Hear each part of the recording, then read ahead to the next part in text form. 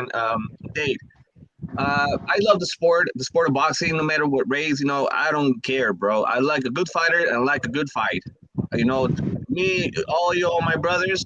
So fuck it, I roll with the good fighters. So I want to make that clear point. Now, second point, talking about business wise, Mexico brings shitloads of money to the sport. Just to prove it, how many fights have you guys remembered to go the same night, prime time, and get both arenas on a decent, like at least 80%, which it happened with Canelo on one time, and on the other arena it was Chavez Jr. Do y'all remember that? Same night they fought the same night. So I think so. I remember. Yeah, so that tells you that there's a huge audience and there's a huge paycheck for whoever gets those dates. Now, knowing that Canelo's got beat the shit out of it, September 16th is coming up. Bivol deserves a big ass paycheck, bro. No matter what, that guy, bro, deserves a big paycheck. So if he's looking for the rematch, let Bivol, handle business because he deserves it. Is Canelo gonna get his ass whooped? We all know what's gonna happen. So now we got Zurdo coming up. He might be challenging Bivol because why? Why? Because it's good for the Mexican market. It's good for the Mexican business. They need another fucking champion in those days. So the only way Canelo can bring the spotlight again is to fight Triple G. That's the next Canelo hot ticket. That moving up and weight and shit like that, he doesn't have the skills for it. He's good, yeah, but it takes a lot more than that just to say, oh, I'm gonna go and fucking beat Usyk, and then he's not Floyd. I got you a lot, my boy Logic. So therefore, you're saying the next fight for Canelo should be a Triple G, the 40-year-old washed up Triple G. Bro, oh because my you know goodness, why? man. You know why, H? Because he has to win. Canelo can afford to lose again. He cannot. It's not good for the business. So he can't beat the Hey, best. In hey, other words, he can't beat the best right now. So he got to go fight an old man to go rebuild And he himself. gotta move. He also I gotta mean, move down. it is what it is, brothers. I mean, it hurts to say it, but it is what it is. So it is. hey, So that's what he got to do. He got to go fight an old man to go rebuild himself. Is that what it? He can't go fight the best. listen. They wanted Triple G to be in this position because, like I said, me and my own partner was talking about this. He has nowhere to go. When he lost this fight right here and he got outclassed, he has nowhere to go. He don't want to go back to 168. This is Vince He don't want to Carter. go back down there. I guess what He they does said not. though, the truth. They said that they said I was watching ESPN First Take. Stephen A. Smith said Canelo need to go fight Benavidez next.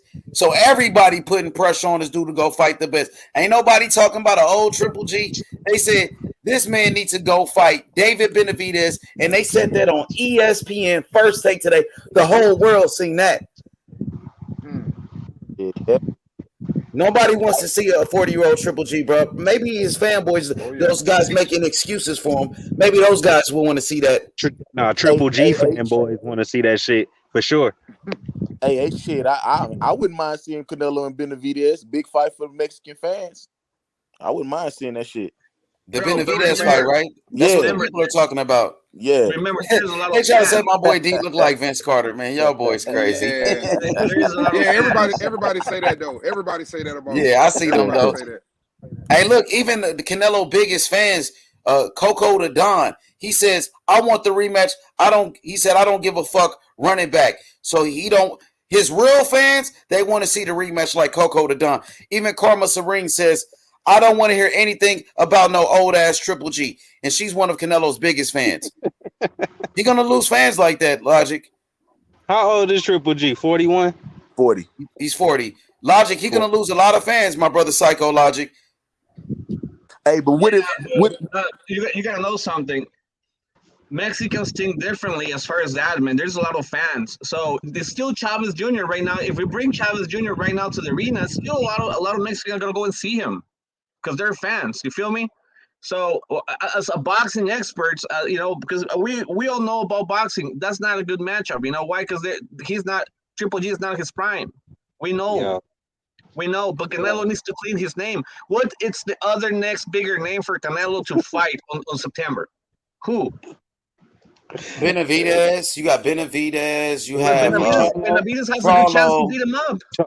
Charlo versus Canelo sells $1 million. I don't give a fuck to Logic, what nobody. you say? But Benavidez might get a chance to beat him up also. So that man, you win some, you lose some. If you win, you lose, you lose. I know, H, but what's the biggest business for Canelo right now on that date without him to lose? And it can be a good fight without for him the to lose. fans. So the fear is him losing. So you need a fight that he's gonna win. So a cherry pick, a tune-up fight. This What is about Spence? this is like the fucking WWF. You cannot have Hulk Hogan lose the belt and then lose the next fight again. Yeah. Hey, I got H, the that makes perfect fight. He complete should go sense. fight. You know, he should fight then, since he needs to win and all of that. Nah, not Maybe he Spence, needs to bro. go fight a Jake That- Paul. that's not Maybe Jake Paul. One of those guys. What about them? What about that, Logic? Conor McGregor or Jake Paul? Yeah, big or 200 pounder. Yeah, big cruiserweight. Go take on Jake Paul, man. He's gonna take a lot of To criticism. work his jab. To work his He's jab. gonna take a lot of criticism by taking Triple G, brother. That's what I'm telling you. If he's gonna get criticized for fighting Spence, though. No, that makes too much sense. You know, man said that. Yeah, he can't lose again. It makes too much sense. So it's So a he's trying to business. protect his. He's trying to protect his record. He's Yes, trying to yes, it's protect a his record. business. He's scared to lose again. Yes. If The he's doubt the is in best his head. fighter- The doubt's in his head. The So doubt I is thought in it his was the head. size at 175 was the reason he lost. So now he's scared to go back to 168 to fight top guys. He's in a lose-lose situation anyway. Because if he goes and fights point, Bivol again, he's done. He can't go fight Triple G because that's a wash. That you duck that. You duck Bivol smoke. I'll fight Andrade then. Fight Demetrius Andrade. Oh, Fight Charlo. Fight David Morrell. Fight Benavidez. Fight one of the top guys. Not an old ass Triple G that's washed up. Eddie Hearn said the rematch. If he lose, he fully lose. available. Logic. No more protecting the O's. No more protecting these O's. If he lose, he lose, bro. If not, he got to get out the sport. If not, get the fuck out the sport, bro. For real, That's what Cassidy. I said. Get the fuck out of here, bro. Retire then, bro. If you want to protect your record and you just want an easy payday and you don't want to lose. You see, that's why I was saying he should retire, H. Now you get it, bro. Now you get it. Now we're gonna see.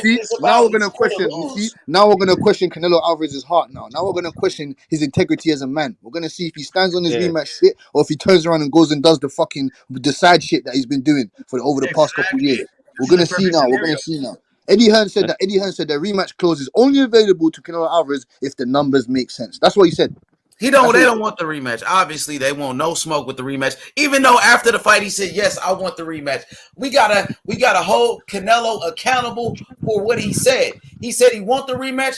He better take the fucking rematch. Even his biggest fans, Coco the Don said rematch. Well, he did say that. He did say that he fucking thought he won the fight. Or he won the majority of the rounds.